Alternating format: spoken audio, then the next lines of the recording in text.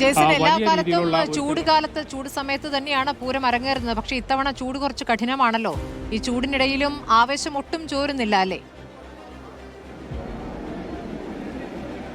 സത്യത്തിൽ സ്മൃതി, ഇത്തവണ കൊടും ചൂടാണ് തൃശ്ശൂർ എന്ന് പറയാം. നമ്മളൊക്കെ ഇപ്പോൾ ഉരുകി ഒലിക്കുകയാണ്. സത്യത്തിൽ കഴിഞ്ഞ വർഷങ്ങളിൽ നിന്ന് വ്യത്യസ്തമായി ഓരോ വർഷം കഴിയും തോറും ചൂട് കൂടുന്ന സ്ഥിതിയാണ്. പക്ഷേ ചൂടിനെയെല്ലാം ചൂടിനെല്ലാം വകഞ്ഞു മാറ്റിക്കൊണ്ട് വലിയ രീതിയിലുള്ള തൃശ്ശൂർ പൂരാഘോഷത്തിൻ്റെ ലഹരിയിലേക്ക് വരും ദിവസങ്ങളിൽ തൃശ്ശൂർ കടക്കും. ഏത് കാലത്തും ഈ തൃശ്ശൂർ പൂരത്തിന് എത്തുന്നവർ വലിയ രീതിയിൽ ചൂട് കൊണ്ട് വിയർത്തൊലിച്ച് അതിൻ്റെ മേളങ്ങളും അതുപോലെ തന്നെ എല്ലാ ആഘോഷങ്ങളും അത് ഓരോ സെക്കൻഡിലും ആസ്വദിച്ചുകൊണ്ടാണ് കടന്നു പോകുക. വെടിക്കെട്ടായാലും കുടമാറ്റമായാലും മേളമായാലും അങ്ങനെ തൃശ്ശൂർ പൂരത്തിലില്ലാത്ത ഒരു ആഘോഷവും ഒരിക്കലുമില്ല എന്ന് പറയുന്ന ഒരു സ്ഥിതിയിലാണ് കാര്യങ്ങൾ.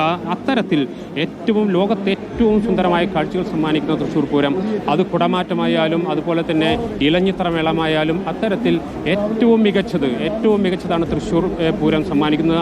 ആ ഒരു വർഷത്തെ കാത്തിരിപ്പിനാണ് ഇപ്പോൾ സത്യത്തിൽ സമാപനമാകുന്നത്. തിരുവമ്പാടിയിലും പാറമേക്കാവിലും ഒരേ സമയത്താണ് കൊടിയേറ്റ ചടങ്ങ് നടക്കുന്നത്. നാം ഇപ്പോൾ ഈ കാണുന്ന ദൃശ്യങ്ങൾ തിരുവമ്പാടി ക്ഷേത്രത്തിനകത്ത് പ്രത്യേകം തയ്യാറാക്കിയിരിക്കുന്ന സ്ഥലത്താണ് കൊടിയേറ്റ ചടങ്ങ് നടക്കുക. അല്പം മുമ്പാണ് കൊടിമരത്തിൽ മാവില ഉൾപ്പെടെയുള്ള ഒക്കെ വെച്ച് കെട്ടി അതിൻ്റെ എല്ലാ പൂർണ്ണമായ അർത്ഥത്തിൽ അത് ഒരുക്കിയിരിക്കുന്നു.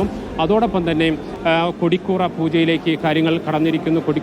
കൊടിക്കൂറ പൂജയും അതുപോലെ തന്നെ അതിൽ ചാർത്തുന്നതിന് വേണ്ടിയുള്ള മാലയും എല്ലാം എല്ലാ രീതിയിലും ഒരുക്കങ്ങളിലേക്ക് കടന്നിരിക്കുന്നു. നമുക്ക് ആ ദൃശ്യങ്ങളിലേക്ക് ഒന്ന് അല്പം കൂടി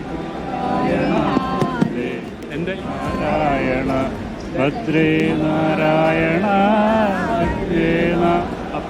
പ്രാർത്ഥനയിലേക്ക് കടന്നിരിക്കുകയാണ് സ്മൃതി. ഇപ്പോൾ കൊടിക്കൂറ പൂജ നടക്കുന്നു, അതുപോലെ തന്നെ കൊടിമര പൂജ നടക്കുന്നു. ഇപ്പോൾ എല്ലാവരും പ്രാർത്ഥനാനിർഭരമായി ഈ വലിയൊരു ആഘോഷത്തെ, ലോകം ഉറ്റുനോക്കുന്ന വലിയൊരു ആഘോഷത്തെ പ്രാർത്ഥനയോടുകൂടി വരവേൽക്കുന്നു.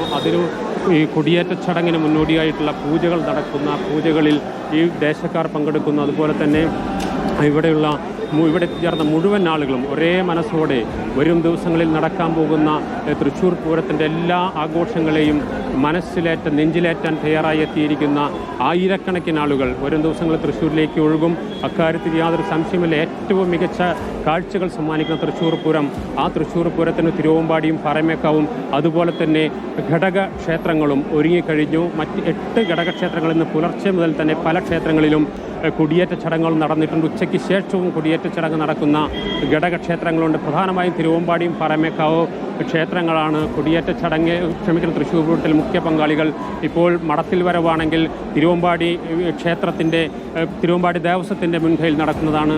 അതുപോലെ തന്നെ ഇലഞ്ഞിത്തറ മേളമാണെങ്കിൽ പാറമേക്കാവ് ദേവസ്വത്തിൻ്റെ കീഴിൽ നടക്കുന്നതാണ്. കുടമാറ്റം അത് ദേവസ്വങ്ങളും തെക്കേ ഗോപുരനടയിൽ മുഖാഭിമുഖമായി നിന്ന് ഏറ്റവും മികച്ച കാഴ്ച, ലോകത്തെ ഏറ്റവും സുന്ദരമായ കാഴ്ച സമ്മാനിക്കുന്ന കുടമാറ്റം, അതുപോലെ തന്നെ പുലർച്ചെ നടക്കുന്ന വെടിക്കെട്ട്, അങ്ങനെ ഓരോ സെക്കൻഡിലും 1.5 ദിവസത്തിലധികം നീളുന്ന തൃശ്ശൂർ പൂരം എന്ന് പറയുന്നത് ഓരോ സെക്കൻഡിലും വലിയ രീതിയിൽ ആഘോഷങ്ങളിലേക്ക് കടക്കാൻ കഴിയുന്ന കൊടിയേറ്റത്തിന്റെ പ്രാർത്ഥനാ ചടങ്ങുകൾ ഇപ്പോൾ തുടങ്ങിയിരിക്കുന്നു.